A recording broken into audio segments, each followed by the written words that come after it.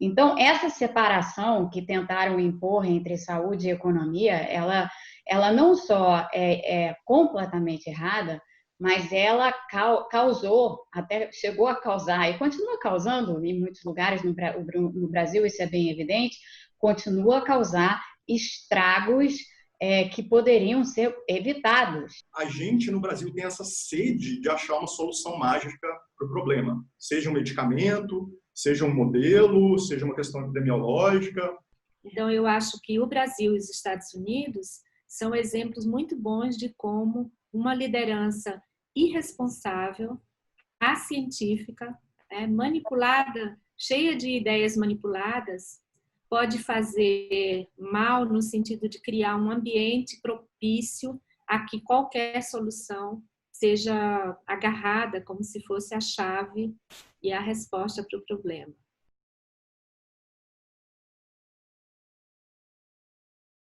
Olá a todos, eu sou a Laura Tercic, bióloga e pós-graduanda na especialização em jornalismo científico da Unicamp. Eu estou aqui hoje para mediar uma discussão importante, a de como equilibrar o controle dos impactos econômicos causados pela pandemia de Covid-19 com o controle epidemiológico da doença, especialmente nos momentos de reabertura dos negócios e consequente aumento de circulação de pessoas. Para isso, o Grupo Observatório Covid-19-BR, do qual eu também faço parte, convidou a economista Mônica De Bolle. Mônica é pesquisadora sênior no Instituto Peterson para Economia Internacional e professora na Universidade Johns Hopkins. Muito bem-vinda, Mônica, eu agradeço a presença.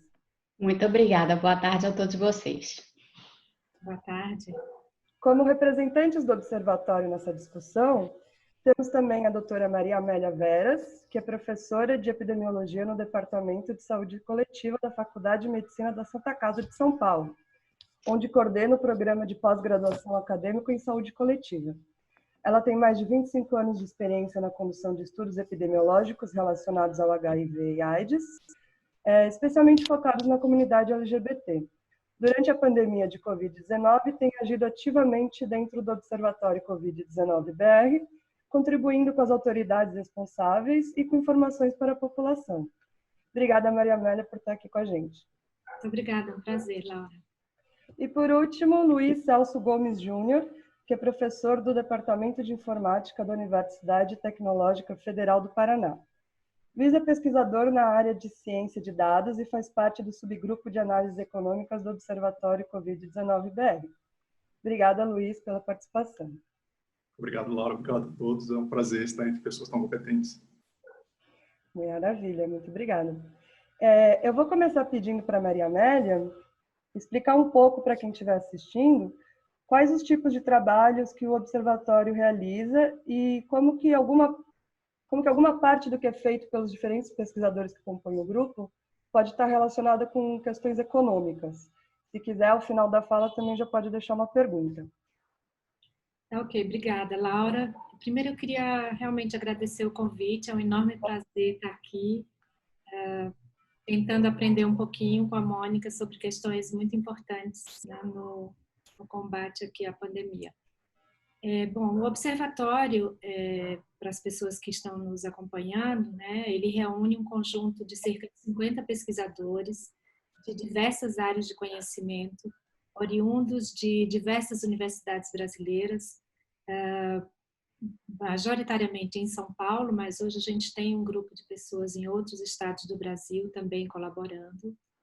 Pesquisadores brasileiros que se encontram fora do Brasil, um grupo bastante grande, multidisciplinar, e voluntariamente se uniu para tentar analisar os dados da epidemia no Brasil, para tentar compreender o que estava acontecendo e contribuir com as autoridades de saúde, com os formuladores de políticas públicas, provendo informações bem analisadas, de qualidade, que representem minimamente o que está acontecendo. Nesse sentido, nós temos analisado as bases de dados disponíveis dos sistemas de informação de vigilância, que são os sistemas que registram doenças e óbitos no Brasil. Já tivemos vários problemas ao longo de toda essa fase, com mudanças de critérios, com o sistema que não se encontra disponível, enfim. Então, tem um trabalho intenso em buscar o acesso a esses dados, em qualificar esses dados, começar a compreender o que eles significam do ponto de vista da sua cobertura, onde é que a gente não consegue chegar. E com esses dados em mãos, o grupo analisa não só as tendências, projeta o que poderiam ser os efeitos de medidas de distanciamento, de relaxamento de medidas, mas também tenta entender de que maneira a doença ela se espalha de maneira desigual e de que maneira a desigualdade estrutural socioeconômica brasileira se faz refletir também nos dados da epidemia. Nesse sentido, eu acho que é uma conversa muito interessante com a Mônica, porque um dos caminhos que a gente tem traçado nas nossas análises é tentar compreender as desigualdades socioeconômicas no adoecer e no morrer de Covid. Nesse sentido, fica muito evidente, por exemplo, com os dados do município de São Paulo, mas também de Florianópolis, não só que a epidemia no Brasil ela se inicia entre as classes mais favorecidas do ponto de vista socioeconômico, em pessoas que viajaram para o exterior e chegaram para o Brasil, mas ela depois começa a se disseminar para as periferias das grandes cidades e também para as cidades do interior. Cidades do interior que, do ponto de vista da assistência à saúde, tem uma assistência disponível mais precária, de menor complexidade e, portanto, isso pode ter uma repercussão de uma maior letalidade desnecessária, né? Óbitos que não seriam necessários ocorrerem.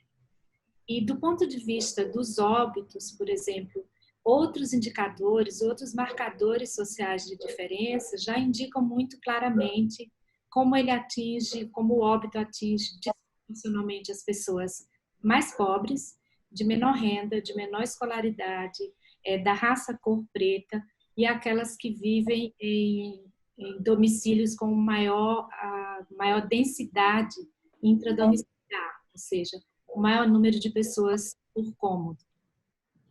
Nesse sentido, o que eu gostaria de perguntar para a Mônica é, para alguém como eu, que é da saúde pública, é muito evidente para a gente que, diante de uma calamidade, de uma emergência sanitária como essa, todos os esforços devem ser feitos no sentido da preservação das vidas, né? De saúde e de preservar vidas. E a gente viu essa pandemia chegar no Brasil e imediatamente se instalar um debate, né, do ponto de vista de termos que fazer uma escolha. Ou a vida pela Covid, ou a vida pelo desastre causado pela epidemia sobre a economia. E muito rapidamente também nós vimos surgirem propostas de abertura e flexibilização das medidas de distanciamento com uma justificativa muito forte de um colapso da economia, de que muitas pessoas precisam sair para trabalhar, de que não tem proteção de trabalho, enfim. A minha pergunta é um pouco assim, à medida em que a economia se fragiliza com a pandemia, não só no Brasil, né, mas no mundo todo, são as mesmas pessoas que vão pagar a conta duplamente? Quer dizer, são aquelas das periferias, as mais pobres, as menos escolarizadas, que já foram mais afetadas pela doença, que também serão mais afetadas necessariamente pela crise econômica? Muito obrigada, Maria Amélia. Para mim é um enorme prazer estar aqui com vocês. Obrigada, Laura. Obrigada, Luiz. E fico especialmente feliz em participar dessa discussão com essa pegada e com esse aspecto multidisciplinar, porque eu acho que a gente não tem nenhuma capacidade de compreender todas as dimensões do que está acontecendo se a gente não unir esforços nas diversas áreas e tentar entender, assim, num cruzamento interdisciplinar, o que certas disciplinas que não são necessariamente a nossa área podem nos informar e, portanto, ter uma visão mais adequada e mais correta do problema. Nesse sentido, até, eu tenho estudado medicina. eu comecei a estudar medicina, estou fazendo vários cursos, porque eu cheguei à conclusão que, como economista, eu não tenho como atuar como economista se eu não tiver uma ideia ou algum conhecimento sobre as grandes questões de saúde pública que são colocadas por essa crise. E aqui, Maria Amélia, você tocou num tema extremamente sensível, dois temas extremamente sensíveis, né? O primeiro deles, essa tentativa que houve no Brasil e que também houve em outras partes do mundo, aqui nos Estados Unidos em particular, é onde eu estou, de tentar separar a crise de saúde pública da crise econômica dela proveniente. O que por si já é um erro tremendo, porque a crise econômica ela não vem do nada, ela vem em decorrência da epidemia. E ela não vem em decorrência da epidemia por causa das medidas sanitárias que visam proteger vidas.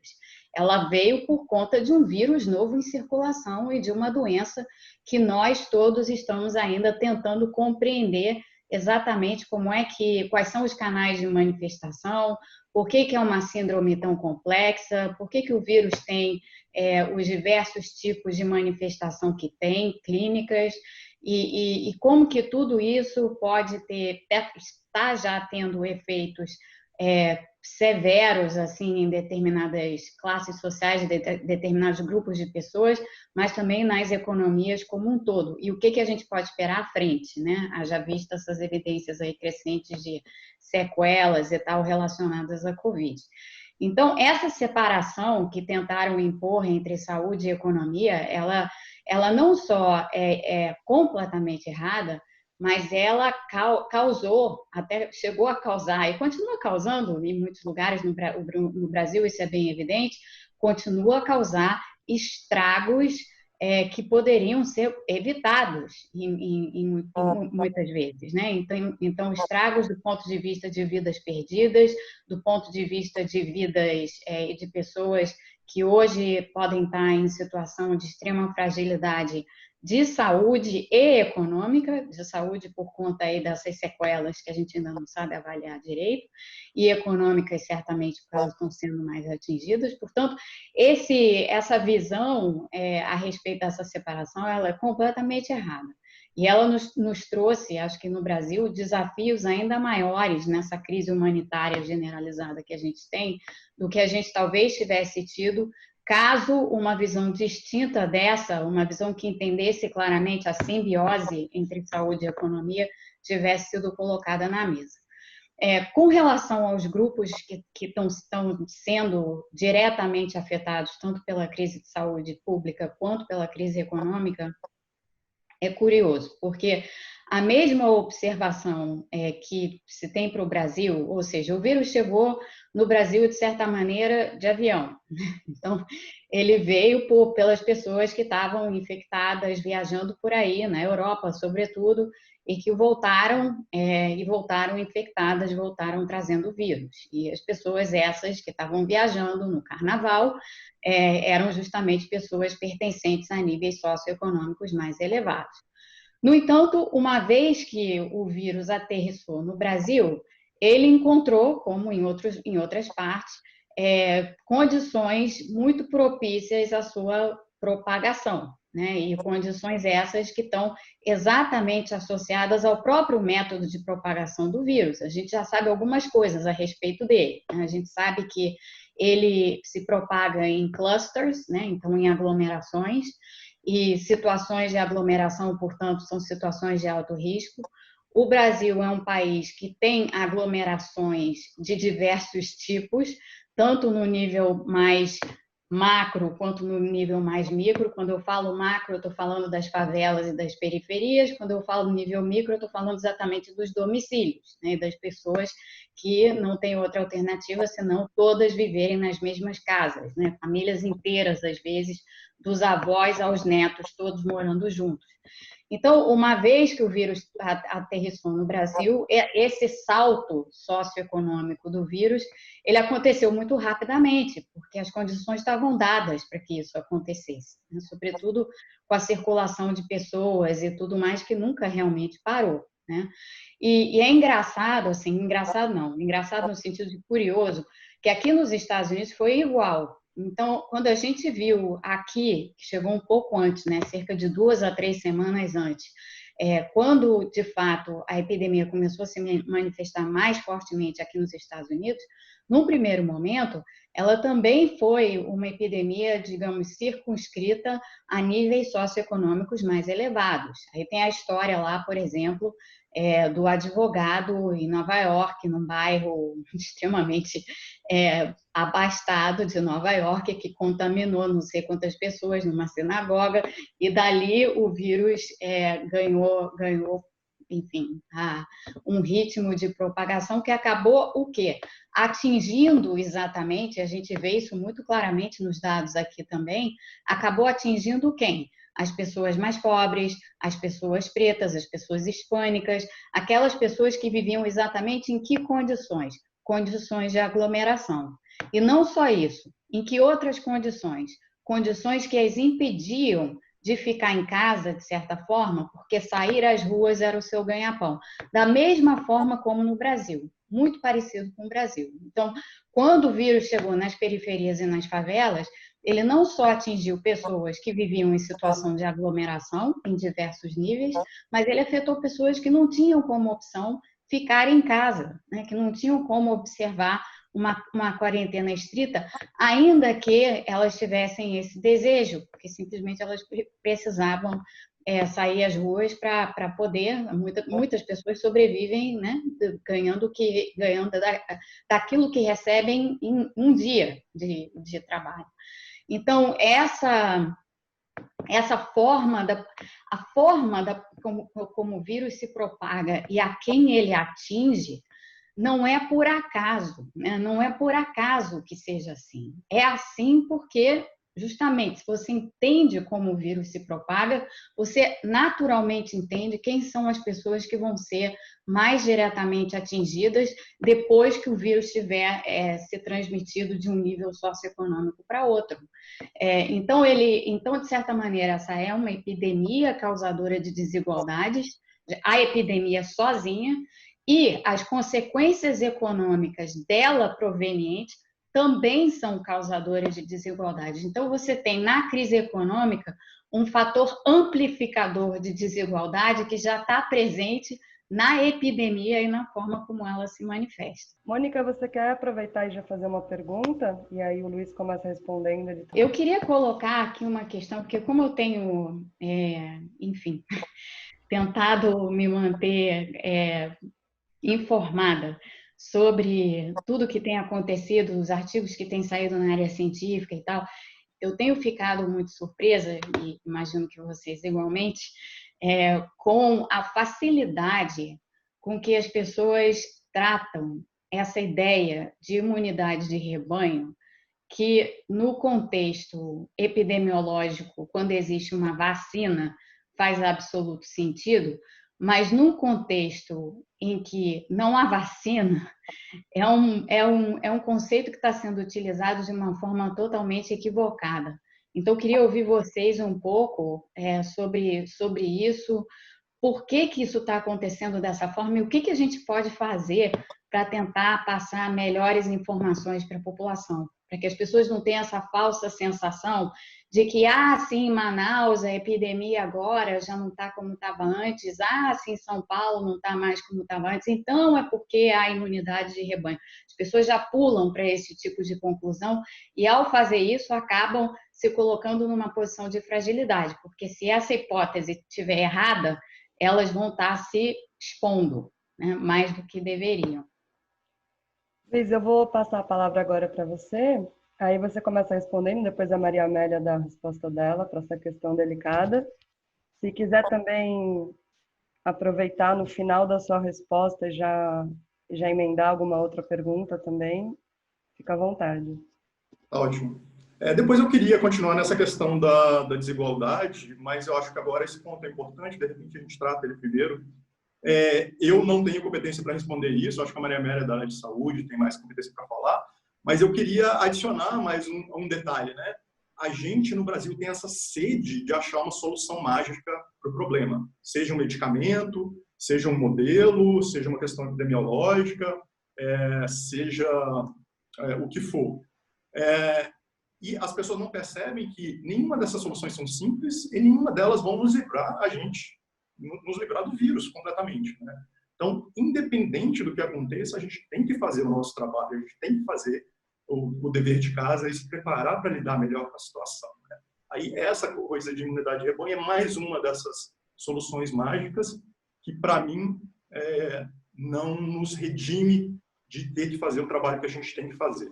Mas detalhes disso eu acho que a Maria Amélia tem mais competência para.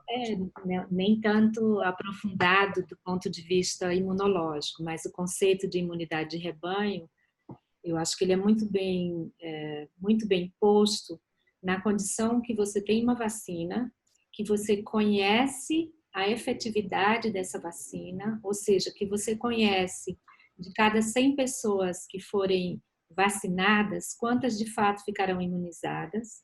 Então, vacinas que têm 95% de eficácia, por exemplo, e você faz cálculos de quantas pessoas seriam necessárias vacinar, contando que 5% delas não adquirirão imunidade, para que você não tenha mais um grupo suficiente de pessoas suscetíveis a ponto de assegurar a permanência do vírus na comunidade e a sua propagação. Isto é o que vem dos estudos com vacinas classicamente estudadas, em que a gente dispõe de uma quantidade muito boa e muito sólida de informações. O que eu acho que está acontecendo agora é que a gente tem descoberto ou se surpreendido, talvez, com ter esperado que houvesse até um impacto maior da epidemia sobre algumas populações e buscar uma resposta muito rápida. Simultaneamente, né, os estudos sobre a resposta imune têm aparecido e eles são absolutamente inconclusivos ainda, né? Eu acho que nenhum pesquisador que entenda muito bem de resposta imune já tem todas as respostas, né? Uma hora você tem, ok, as pessoas que foram infectadas produzem anticorpos, eu ainda tenho dúvidas sobre a capacidade neutralizante desses anticorpos, eu não sei sobre a sua duração, não sei se eles estão ali e são capazes de induzir uma resposta satisfatória ou não, e não sei se ela é transitória. Isso tudo, pelo que eu sei, até onde eu tenho conhecimento, são perguntas que a ciência está correndo para responder, aliás, numa velocidade absolutamente fantástica. Em seguida, a gente descobre que tem queda nesses títulos de anticorpos. Pode ser que, então, não seja duradoura. Outras hipóteses é que você tem um componente de resposta celular que não é medida pelos testes disponíveis, né? Linfócitos T, CD4, CD8 são ativados e eles também poderiam ter digamos assim, ajudar nessa resposta. Ou seja, a gente está num ambiente em que a ciência está habituada a viver, de incertezas, de buscas, de estudos, né? É muito impressionante como muito rapidamente alguém pega um desses dados ou o resultado de uma modelagem e a modelagem diz, caso isto aconteça, caso tal percentual de pessoas responda dessa maneira, nós precisaríamos de tanto, né? De tantos % da população imunizada. Já pega isso como se fosse uma verdade, declara que isto é o suficiente e expõe todas as pessoas, né, a um risco que a gente não tem ideia ainda de qual é a dimensão, a profundidade. Então, eu também, Mônica, como você, aliás, fiquei muito curiosa, impressionada que você decidiu estudar medicina.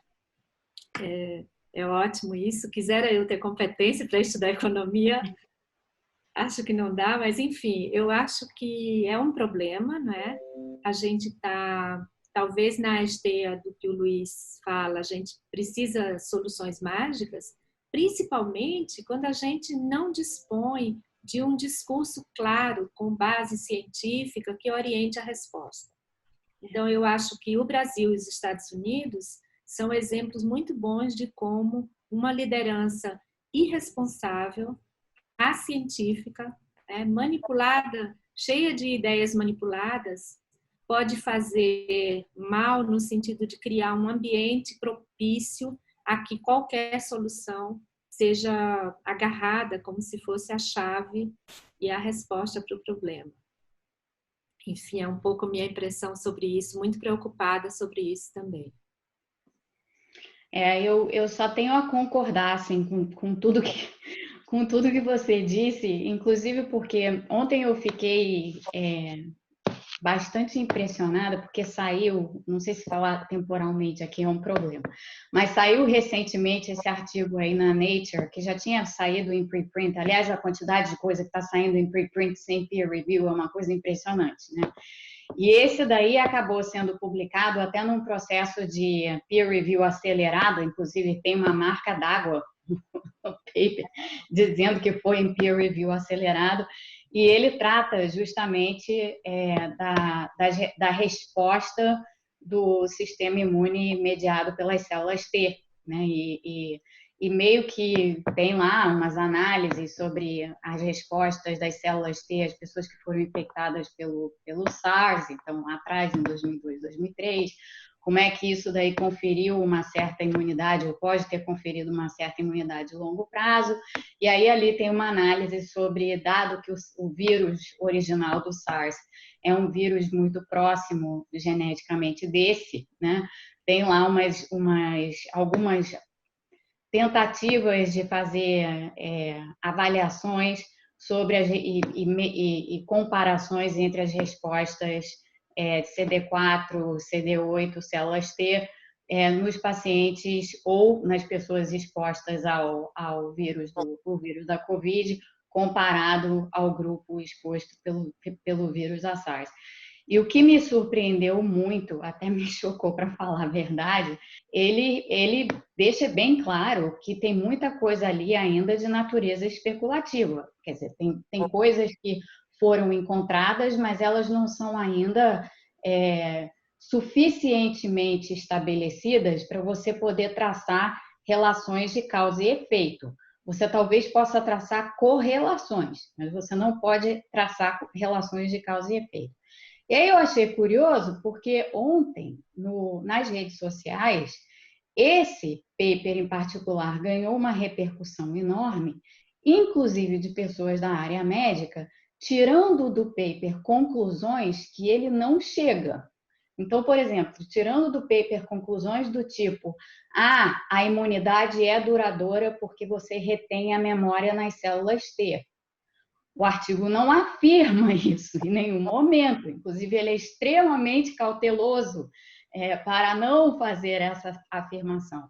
E ainda assim, tanto no Brasil quanto aqui nos Estados Unidos, foi um auê essa história. Então, o que tem me preocupado muito, quer dizer, eu acho que tem uma coisa aqui que é meio que uma faca de dois gumes, assim.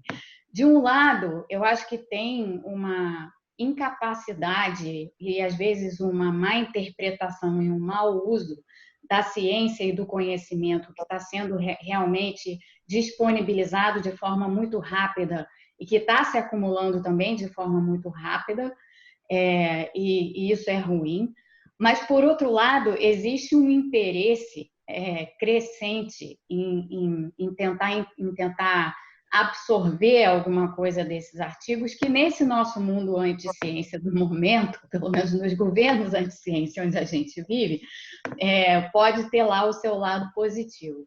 Mas eu me pergunto, aí é mais uma coisa geral assim para a discussão nossa, eu me pergunto todo o tempo, e ontem eu me fiz essa pergunta várias vezes, de olhar para isso e pensar assim: poxa, se tem pessoas da área médica que vão tirar conclusões desse tipo de artigo, que sequer estão no artigo, e, portanto, vão passar um tipo de opinião qualificada, distorcendo, de certa forma, o que lá está dito, como que isso não prejudica ainda mais o comportamento que a gente precisa observar nas pessoas nesse momento, sobretudo dada a falta de liderança.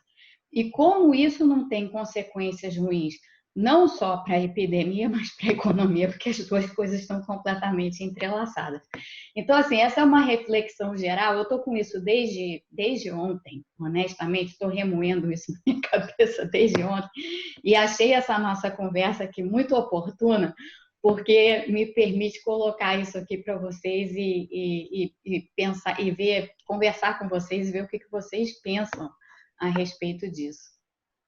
E, Mônica, eu acho especialmente grave que a gente pula, né, para abraçar essas coisas incertas quando elas nos dão um certo conforto, quando aparentemente são boa notícia, mas tem, né, a gente foca nessas coisas incertas, mas tem um monte de coisa que são certas, que a gente tem certeza que funciona na parte epidemiológica, na parte médica, na parte econômica, que a gente não está fazendo, que é um absurdo maior ainda, né? Eu gostaria, antes de retornar a palavra, de fazer um parênteses, só para explicar uns termos para quem for assistir. Então, o artigo em pré-print, né, seria o que não passa pelas etapas normais, quando não está num ritmo rápido, né? Então, não passa por essa peer review, que é a revisão dos pares, e antes de sair num periódico, que é o que está acontecendo aos montes agora com os artigos e pesquisas. Ou seja, ele sai antes de etapas que qualificariam melhor os estudos. Parênteses fechado, Maria Amélia, por favor. Não, eu acho que é natural, né, que num período desse, com uma efervescência de produção científica, tenha sido usado muito pré-prints, mas também tem muita coisa que normalmente não seria publicada, né, num processo mais rigoroso de peer review, não seria publicada em revistas de prestígio e que hoje circula, né, com bastante alcance, né? Inclusive de um público que não é o público habituado a consumir a literatura científica. Mas eu queria só fazer uma observação, Mônica, sobre o que você fala, que lhe surpreende que médicos tenham utilizado argumentos que nem sequer constam do paper, mas dizer que a gente tem visto, por outro lado, também aqui no Brasil, com muita tristeza, médicos que estão disponibilizando e se colocando, inclusive como garotos e garotas propaganda, uma terapêutica que absolutamente não tem nenhuma eficácia, e não só não tem nenhuma eficácia, mas pode ter efeitos colaterais, né?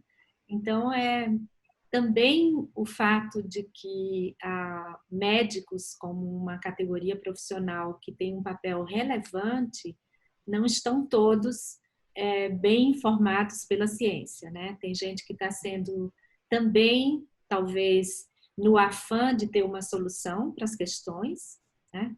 É muito difícil viver em situações em que a gente não tem certezas, e eu acho que na medicina também é muito difícil não ter certezas, né? Espera-se que, então, a gente, especialmente quem cuida de pessoas, tenha soluções para os problemas, sem falar em todo um componente aí ideológico que também pode estar metido. No melhor dos mundos, a gente pensaria que no afã de cuidar dos seus pacientes, estão, na verdade, cometendo iatrogenias ou não estão colaborando com a educação, com a conscientização, enfim. Mais difícil ainda para a gente controlar o problema. Bom, pensando agora em como bolar estratégias, ainda mais juntando áreas distintas, eu queria perguntar para o Luiz o que, já que faz parte do subgrupo do Observatório de Análises Econômicas, o que o Observatório tem feito, que estratégias poderiam auxiliar na hora da reabertura econômica. Se quiser voltar para o tema da desigualdade que você falou e deixar outra pergunta. Eu acho que dá para relacionar tudo, né?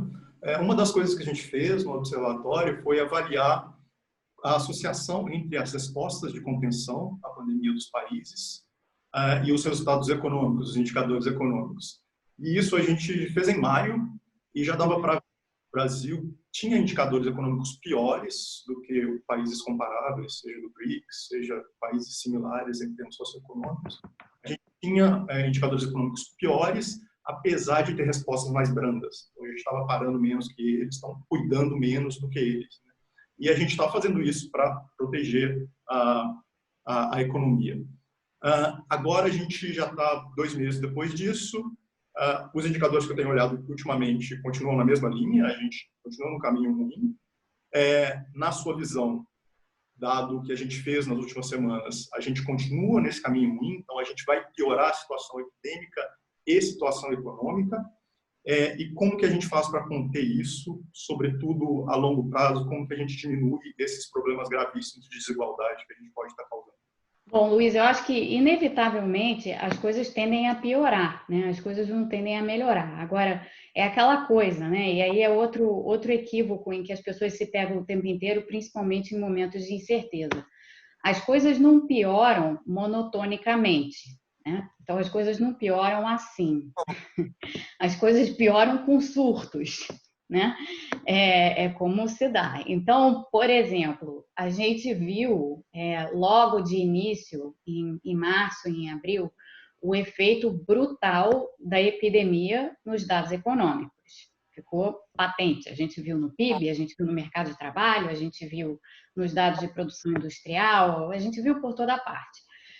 Aí, em maio e em junho, começou a reabertura extremamente prematura da economia. O que aconteceu? A gente viu um certo suspiro em alguns indicadores. Indicadores, não dados, porque os dados a gente ainda não tem, né? Os dados de PIB e tal, mas enfim.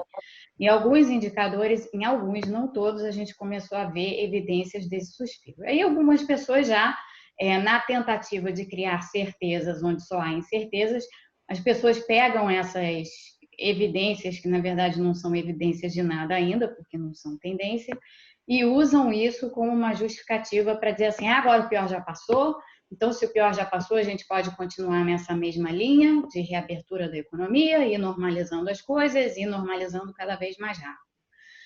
O que vai acontecer, eu temo, é que isso em algum momento vai ter um efeito rebarba.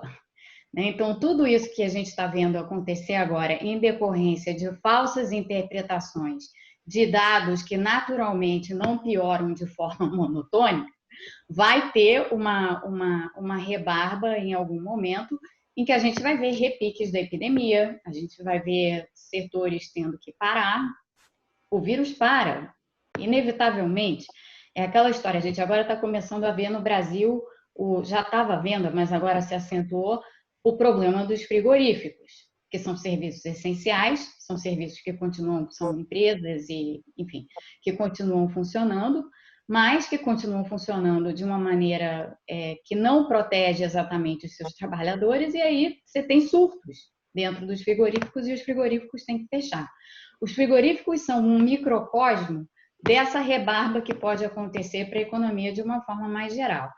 Aqui nos Estados Unidos, os Estados Unidos para o Brasil hoje deveria ser, eu não sei se quem nos ouve vai ter isso em conta, mas isso é um anúncio antigo, os Estados Unidos deveriam estar provocando no Brasil uma espécie de efeito Orloff, assim, né? O eu sou você amanhã. Os Estados Unidos são isso hoje para o Brasil, e tem sido, na realidade, sistematicamente guardadas todas as diferenças que existem entre os nossos países. Mas o que está acontecendo aqui? Houve uma reabertura prematura nos estados mais ao sul, então na Flórida, na Geórgia, no Arizona, no Texas e uma série de outros. Essa reabertura prematura da economia por um tempo, mais tempo até do que algumas pessoas imaginavam, aquelas que não entendem direito como é que essa história da curva exponencial se dá, por algumas semanas não aconteceu nada. Então, houve uma falsa interpretação de que, olha, a reabertura econômica é correta, nada está acontecendo, não houve repique da epidemia, portanto, vamos acelerar o processo de reabertura. Fizeram isso. O que está acontecendo agora? Os Estados Unidos, em vez de estarem no pico lá que houve de 35 mil casos por dia, quando o epicentro da epidemia aqui estava em Nova York, agora está beirando os 70 mil casos por dia por conta dessa reabertura prematura. Então, a gente já está vendo isso acontecer. Isso que está acontecendo aqui nos Estados Unidos é um presságio do que vai inevitavelmente acontecer no Brasil, porque não há nenhuma razão para acreditar que uma pessoa brasileira tem suscetibilidade diferente de uma pessoa americana. São seres humanos iguais. Então, assim, de um modo geral, né, o vírus vai afetar as pessoas da mesma forma. Então, olhando o que está acontecendo agora no Brasil, a tendência é uma tendência de piora. As pessoas que estão expostas vão ficar cada vez mais expostas. E as soluções, quer dizer, o que se tem de soluções? Eu acho que, em termos de proteção das pessoas, a gente tem duas áreas de atuação. A gente tem a área da saúde, evidentemente, e a gente tem a área da proteção social. O tema da renda básica, que eu e outros economistas temos falado assim a exaustão há meses, ele vai exatamente de encontro a essa necessidade premente que essa população vulnerável e que está sendo e que continuará a ser desproporcionalmente afetada pela crise de saúde pública e pela crise econômica, precisam, é um apoio que essas pessoas precisam. E é um apoio não de curto prazo, não de auxílio emergencial apenas, mas um apoio de longo prazo, porque a gente não sabe, na verdade a gente imagina que tudo isso vai demorar muito para passar. Não é uma crise econômica como outra qualquer, em que você faz umas medidas aqui e ali e em alguns meses a crise acabou. Não é assim, é uma crise de saúde pública que tem outro tipo de dinâmica e outro tempo, né, para ser resolvida. Então, a não ser que a gente comece a trabalhar melhor essas ideias, ela até está sendo bem trabalhada, eu acho, junto a certos segmentos da sociedade brasileira e junto ao Congresso. Mas no governo, ali são ouvidos moucos, né? Não existe nenhum tipo de aceitação disso, de nada, aliás, do que a gente está falando aqui. Eu só acho que é consonante, né? O mesmo movimento que desconsidera essa necessidade das medidas de apoio social que são econômicas, né, de prover uma renda assistencial emergencial, desconsidera a necessidade de que do lado da saúde a gente continue trabalhando no sentido de minimizar esses danos. Então, a gente tem, por exemplo, observado que o que nós precisaríamos ter como um plano, né, no momento em que você faz uma flexibilização do distanciamento social, o que acontece então com as pessoas que são infectadas, onde elas vão buscar cuidado, como é que elas vão ser identificadas, como você faz isolamento, quarentena, o chamado rastreamento das pessoas, né, de saber quem é que está infectada nesse momento e como é que eu posso fazer uma proteção, né? Na saúde pública a gente chama um bloqueio, né? Você pode fazer uma vacinação de bloqueio em torno de um caso. Você, nesse caso que não tem vacina, a gente faz um isolamento, uma quarentena dos comunicantes. Isso não foi feito, né? Até agora claro, tem experiências locais bem-sucedidas que foram bem desenhadas, mas quando você tem essas experiências, você tem também uma tensão muito grande com os setores econômicos, né? Que vão sendo empurrados a abrir e a desconsiderar a necessidade dessa preparação no sentido de conter os casos, à medida em que você vai, então, flexibilizando setores, analisando o que acontece. Eu acho que é parte da mesma surdez, né? A Mônica fez assim, dizendo o governo é surdo a isso, também tem sido surdo à necessidade de estabelecer uma vigilância epidemiológica, de fortalecer essa vigilância, que não vai desaparecer, aliás, a necessidade dela só vai aumentar, né? Infelizmente. Sim. Eu acho que essa visão a longo prazo, né, que a Maria Amélia falou, e eu acho que é uma boa metáfora para isso, é a Mônica estudando medicina, você está estudando porque você vê que esse é um problema que a gente não vai se livrar dele tão cedo. Então, você tem a visão de que daqui para frente a gente vai continuar tendo que lidar com isso e você está investindo para isso. Aqui no Brasil, quando a gente pensa em investir nas soluções para evitar a pandemia, a gente sempre fala, não, mas é muito caro. Mas nunca pensa no longo prazo, nunca pensa nas consequências do longo prazo. Acho que isso também é uma característica muito ruim de como a gente está lidando com essa situação. Com certeza. Com certeza. É curioso que o mesmo vale aqui nos Estados Unidos, né? Assim, a maneira como os governos aqui, o governo, né? Porque os governos locais estão reagindo de formas distintas, mas a maneira como este governo está reagindo a tudo que está acontecendo é essa também. Aqui você até poderia tentar dar a explicação, embora eu acho que seja uma explicação torta, de dizer assim, bom, naturalmente é curto prazista porque as eleições são em novembro. Então, tem um quadro dado de limitações, né, temporais, assim, para que se consiga emplacar uma determinada narrativa política. E o Trump resolveu ir por um lado da narrativa política que ele agora não consegue, nem que quisesse, eu imagino que ele não queira, mas nem que quisesse fazer a reviravolta e contornar. Então, você poderia explicar dessa forma aqui. No Brasil não tem essa explicação, né? Porque a gente tem um governo que está nem no meio do mandato está ainda. Então, não existe esse tipo de preocupação com restrições assim de tempo, né? De natureza temporal em relação às atitudes e às ações tomadas.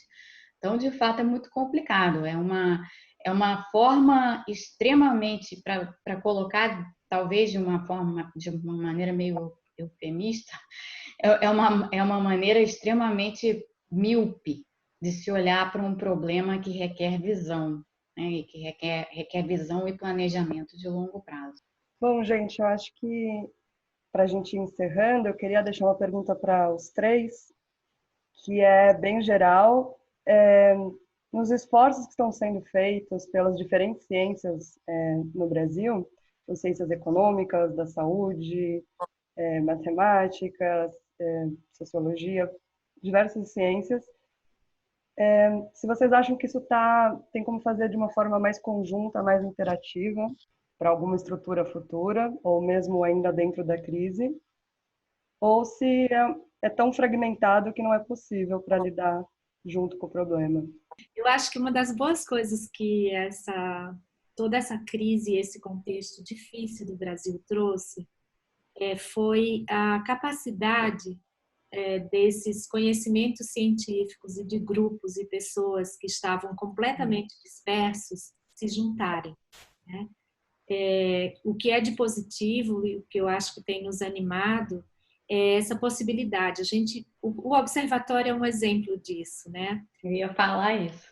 50 e poucos cientistas, a grande maioria de nós não se conhece pessoalmente, nunca nos vimos, nos conhecemos no curso da epidemia e temos colaborado, e eu acho que especialmente para a juventude, né, demonstrado e feito de maneira tão interativa essa necessidade do diálogo das diferentes áreas de conhecimento.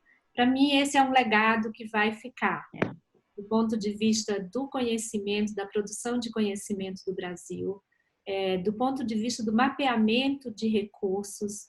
Então, eu queria falar para vocês, a gente encontrou o observatório, agora tem um grupo em Florianópolis, muito interessante, que já tinha características semelhantes, as pessoas da Secretaria do Município, da Secretaria de Saúde do município e da Federal de Santa Catarina, gente modelando, gente fazendo vigilância, estão agora junto com o observatório.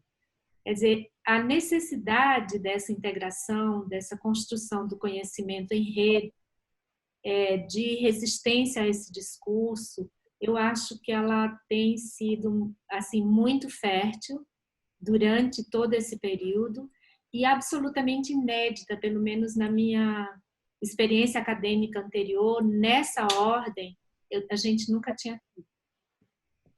Eu concordo com tudo que Maria Amélia falou no trabalho de vocês, no trabalho do observatório e em outras coisas que eu tenho participado. Então, por exemplo, as discussões sobre renda básica no Brasil hoje, elas são completamente multidisciplinares. Tem economistas, tem sociólogos, tem cientistas políticos, tem antropólogos, tem pessoal que trabalha na área de educação, tem o pessoal que trabalha na área de saúde e olha, por aí vai. É uma frente enorme de pesquisadores e de pessoas que já tiveram algum tipo de atuação no governo, seja governo federal, governo local, governo estadual, governo municipal, seja lá o que for, que tem alguma experiência de gestão pública, mas não só. Então, é uma mistura de acadêmicos com pessoas com experiência em gestão pública, com pessoas, enfim, que já tiveram os dois papéis, dessas áreas todas e que estão extremamente engajadas em tornar essa política ou essa ideia da renda básica um programa realmente viável para o Brasil. Então, de novo, assim, como você falava, Maria Amélia, eu acho que não fosse o que a gente vive hoje, talvez isso não fosse possível, né? Não da forma como está sendo. E eu espero que todos esses esforços em que vários de nós estamos envolvidos, que isso seja algo, que seja um legado dessa situação que a gente atravessa. Que o legado seja esse, que o legado seja dessa integração em rede, multidisciplinar, trocas entre diversas áreas, cada um tem muito a aprender com o outro e essa união, ela só enriquece, ela não tem como ser outra coisa senão construtiva. Então, eu realmente espero que esse legado seja um legado que perdure e que, como você disse, Maria Amélia, eu como educadora também, como professora universitária, espero muito que isso sirva de exemplo para as novas gerações, para que as pessoas que estão agora saindo das universidades, saindo dos mestrados, saindo dos doutorados, seja lá de que nível for, que essas pessoas entendam que não dá mais para cada disciplina ficar isolada na sua caixinha e no seu lado. Não, que tem que haver esse esforço multidisciplinar para se pensar problemas e para se pensar soluções para esses problemas. Eu acho que isso só vem a enriquecer a todos. Acho que é isso, gente. O Luiz quer complementar alguma coisa agora no final? Eu acho que é isso. Acho que a grande mensagem é essa visão de longo prazo, inclusive no trabalho multidisciplinar. Vamos continuar fazendo isso, que vai ser importante agora e vai ser importante ao longo do tempo para a gente lidar com os problemas que a gente ainda tem que enfrentar.